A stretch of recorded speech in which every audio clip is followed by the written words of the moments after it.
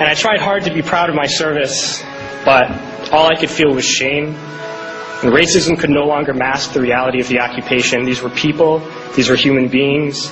I've since been plagued by guilt anytime I see an elderly man, like the one who couldn't walk, who we rolled onto a stretcher and told the Iraqi police to take him away. I feel guilt anytime I see a mother with her children, like the one who cried hysterically and screamed that we are worse than Saddam as we forced her from her home.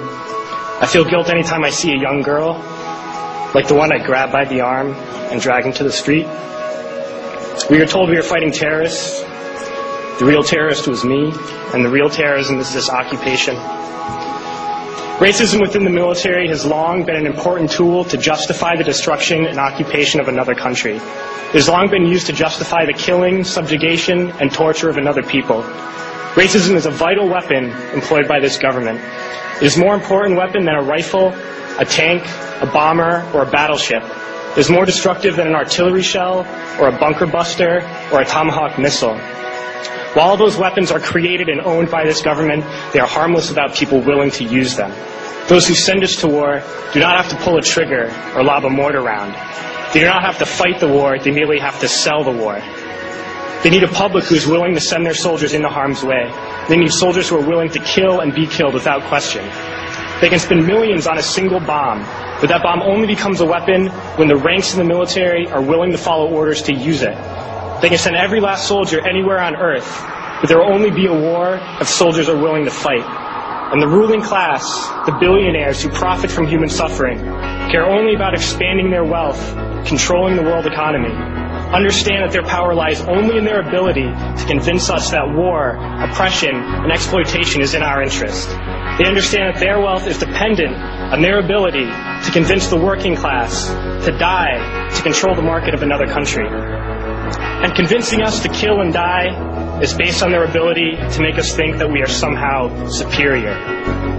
Soldiers, sailors, Marines, airmen have nothing to gain from this occupation. The vast majority of people living in the U.S. have nothing to gain from this occupation. In fact, not only do we have nothing to gain, but we suffer more because of it. We lose limbs, endure trauma, and give our lives. Our families have to watch flag-draped coffins lowered into the earth. Millions in this country without health care, jobs, or access to education must watch this government squander over $450 million a day on this occupation.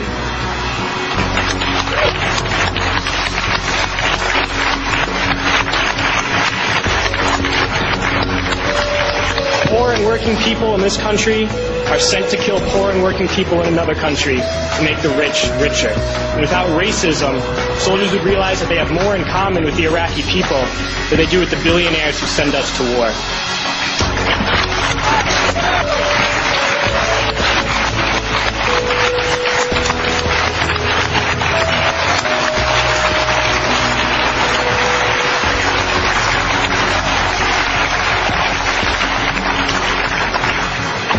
I threw families onto the street in Iraq, only to come home and find families thrown onto the street in this country, in this tragic and unnecessary foreclosure crisis.